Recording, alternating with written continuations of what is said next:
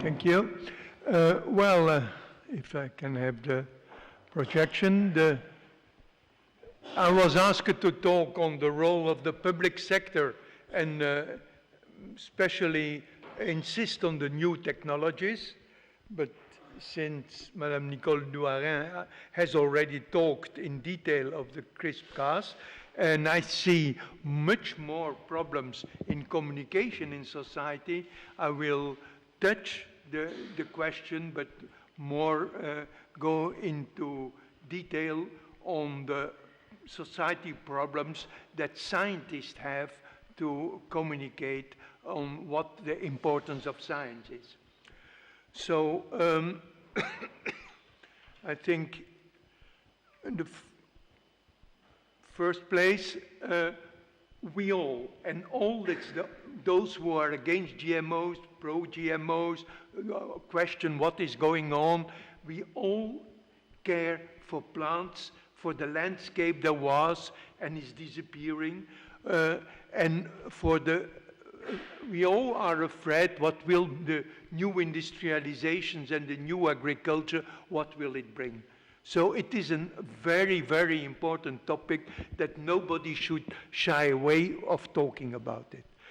But we also should remember that for all industrialization, people have been rather frightened for innovation and new technologies. And Kalestes Juma, professor of sociology at Harvard, just this year published a book, 600 pages, on illustrating all what people have acted against.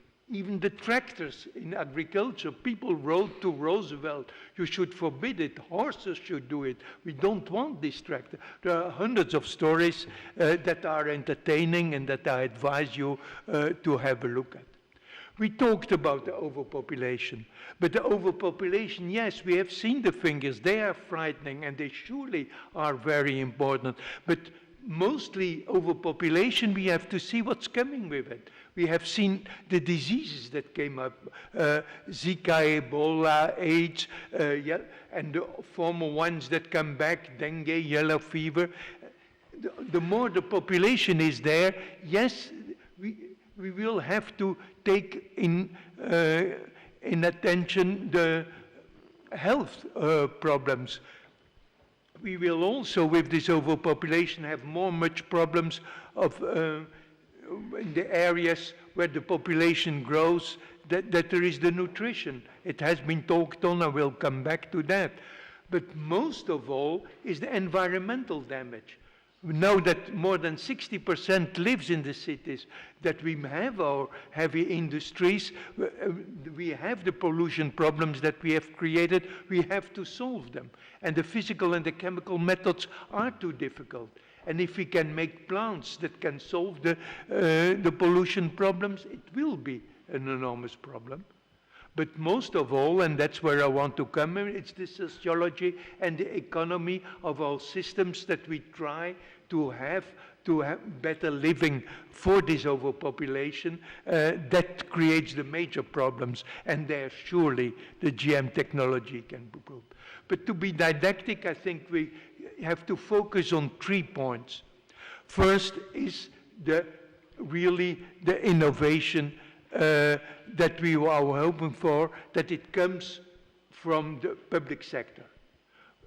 In the case of the GMOs, it has been very well documented. It was in the 70s when we were in Ghent lucky to find out that really these tumors on plants, that it was done through genetic engineering. That genetic engineering is a natural system, that there are bacteria that force plant cells to make products of no importance to plants, of importance to the bacteria, and it was a transfer of DNA. So then we could see genetic engineering can start. It started the molecular genetics of plants. Thousands of new constructs have been made. I really don't exaggerate. There is not hundreds, but many hundreds that have bring some improvement, but that only stays in the laboratories. Because a university, a public sector institute, is not made for making products, for bringing really innovations. We can come up with prototypes, but it is the industry who makes the products. And for there, which is not only we need the knowledge and that comes from the public sector, but we need the finance and all the skills. And sometimes society dreams that public sector would do everything, but till now, we could not prove it was possible. We have to use the industry for what it is good and see that the society can agree with the way it goes. But they have a way of efficiency that sometimes scientists don't like, because you do good findings when you work in industry and the boss says, oh, shelve it. We have another focus at the moment, and the good invention is not used. So that's what's going on. There is the innovation that makes the product, and then, while the innovation to do this, making this product, they try to have either the proprietary of what's going on, but propriety came from already from the public sector. So they can try to have patents, but in agriculture and on food, nobody likes patents. We have the breeders' rights. They have a problem to get through with it. They have no special trade secrets, comes from the public sector. What they could do is seeing that they had a monopoly by making that the technology became as expensive as possible so that they are the only one that can pay for it, and no small, medium enterprises, no developing countries can do it. And that is what has happened. And the symbol that I give here for industry is hybrid vigor. That's on the three things that we developed in Ghent, the BT, the herbicide tolerance. The third one is nearly not used, is only used. It's not used because the patent belongs now at the moment to Bayer, and they decide in agreement with other companies that temporarily not to use it. It brings them $1 billion a year only in Canada with canola. So there they use it. But it could be of enormous importance for mustard in India. It has been approved by India already, but Bayer didn't want that it was used. So that's an example, this hybrid vigor that you could have in so many crop plants, in so many orphan crops. You directly could progress with high-yielding varieties, and it doesn't work because of the agreements between the company. That's a point that I think has to be discussed if you see on the value of the GM crops. But most of all, and the arrows goes in both directions, if the applications don't come, society has no, the public sector has no returns enough, and the science doesn't progress, and most of it, if some groups for ideological reasons think that they have to be against GMOs, then the public sector completely is blocked. And that is the situation where we are, and that's the major problem that we have to solve for the developing countries. Well, yeah. But first, some words on the science still. When we started, we could do molecular genetics and plants because till the early 80s there was none. And then the molecular geneticists, of course, look to the science, and they forget that all the crops were done by plant breeders, by people who know the plant, who know to observe. It's a horrible technology that can often take 20, 30 years. And I took a tree because many trees flower after 10 or 15 years, so there you can do a limited number of crosses in your lifetime even. And these people in the beginning were not talking to each other, the breeders and the molecular biologists. Even in the land-grant schools in the States it didn't happen. So it's only slowly, because everybody was fearing from each other how he will have the hype with the new inventions, so the breeders do the hard work, do the thing that is really useful for agriculture. So there were some conflicts. So it is important that scientists who don't know plants really study together with the breeders what plants is, with the people who are in agriculture, and that didn't happen. But even then, if those agree and you come up with the new plant, then in society, it took here a painting of Magritte from 1933. You look at the tree and you hear about the scientists, but you're not concerned because you don't like technical progress, you don't like interference with food, with landscapes, with nature. And that is something extremely important for scientists, that in your discussion with society, it's not rationality that counts, it's feeling that you are sincerely talking to them and try to explain them that you have something that is important. And that scientists think a rational argument, that is what is the most convincing. No, in society, daily life is the most convincing. The emotions of daily life, the importance of what you think is important and you need your rational arguments for your science and technology. But society, if you talk now on communication, we have still to learn that in our schools. There is already no rational arguments at the level of sociology and economy.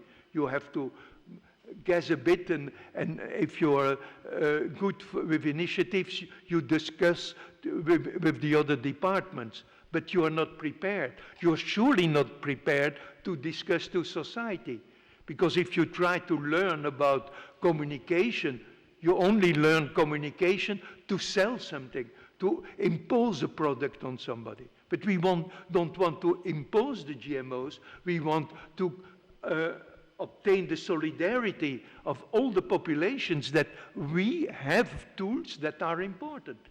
And that we have to learn to communicate. Society will know if you lie or if you don't lie. Luckily, in our evolution, our neurobiology has made that we know how to live, how to handle society, because we had to do it without science and technology for so many thousand years. So the emotions and the beliefs are important, but communicate at that level, we never learn in a sincere way. And there, because the science tells us that we are right, we should be able to do, and we should communicate to each other how is the best way to do it. And that is, I think, one of the messages that I wanted to say. Another thing on the science, well, we had all the molecular science, and luckily, out of the medical field, by studying of the medical microbiology, we have seen that actually this agrobacterium was there like so many other microorganisms, and that not only all the animals, but all living organisms are in symbiosis. Sometimes it's some stress situations, but mostly in very, very tight interactions with all type of microorganisms, prokaryotic, eukaryotic microorganisms. And that is very recent, and that we will learn to use, and that's why I still dare to be optimistic, because once we adapt them, we will see much faster progress in agriculture than we see through the gene engineering of the plant itself, as complex as other higher organisms. There we can do some crucial steps, but most will also come with the interaction of the microorganisms. And we have seen, well, I'm seeing not so, no, it's too, okay. So, if we talk science, we have the progress in genetics, all the sequencing, all these genes. Now we can 1,000 different varieties of a certain species we can sequence, and we could, with the prices becoming better and better, do enormous at the level of DNA. But also we see that DNA, we start to understanding it. It's a product that is, on one hand, health information, but is also preparing for adapting. And that was the whole evolution. And we have seen that next to the DNA world, there is the RNA world. But what is coming is the protein world. Here I show just this model plant that we all use, Arabidopsis. Maybe 20,000, 25,000 so-called genes, because that does the coding for proteins. But Arabidopsis doesn't work with 25,000 proteins. It works with more than 1 million proteins. Because as given gene, you have the whole RNA world, all the changes, differential splicing, pieces that are added, editing at the level of RNA that one starts understanding. But then all the proteins, they are modified. We knew about protein modification when we were studying chromatin structure. We knew that these histones were 50, 60 different modifications, but now we see many more modifications that go on.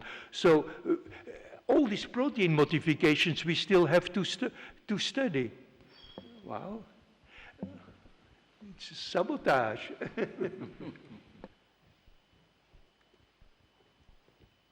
Okay, we have the talk about the horizontal gene transfer. Nicole talked about it. We see it with Agrobacterium, but in trees, there is transfer of pieces of chromosome. In this Nature publication, people created new species of Nicotiana through horizontal gene transfer. All this is very natural. We see now that the tDNA has been around for probably 6,000 years because all the sweet potatoes have the complete tDNA of Agrobacterium. So we know that this absolutely is not unnatural. We know there is no danger for health and no danger for the environment. It has been said. But we have to realize if in Europe people are so keen on regulations and talk about the precautionary principle that already during 100 years people have said, wow, precautionary principle, you only can be precautionary if there is a real risk. Otherwise it becomes a principle of inactivity. For all action that humans do, you can imagine risks, but you have to prove if they really are of importance, and then at that moment you can intervene. The good equation is really seeing, are there risks? And if you don't think that the risk, what is the risk of not doing it? And there, it has been repeated today, we have seen it so many times, the risk of not using them is enormous. That we should be able to communicate. We heard about nutrition security. We think we have to see how enormous it is, this problem, and the 2 slides that I borrowed from Howard Shapiro from the Mars Foundation. This stunting of children that is seen in Africa is absolutely important, not only at the physical, but at the neurological level, and for the whole economy, and for the whole development of Africa. And if you see these figures, they are enormous. In some areas in Africa, it's 60% like in Burundi. So these data are there, and we can remediate it, so it's a scandal if we don't do it. I am convinced that in this century, the GM plants will be there, but for our planet it's important that it is fast and that it's not at the end of the century. If we do it, discuss it with people in the environment, we can progress better because people will maybe better believe them than they believe the molecular biologist. But as that's the final slide, I think that we have to learn to communicate. In science, we regularly said, I didn't think about that. Well, if you look to nature, if you look to agriculture, you have to say, I didn't think about that. And I think one has to say, like Leonardo da Vinci said at the end of his life, that we really feel that we have offended God and mankind by doing so little. And for this GMO, even if we take it as a mortima, we could do much more, and it's our task to do it. Thank you.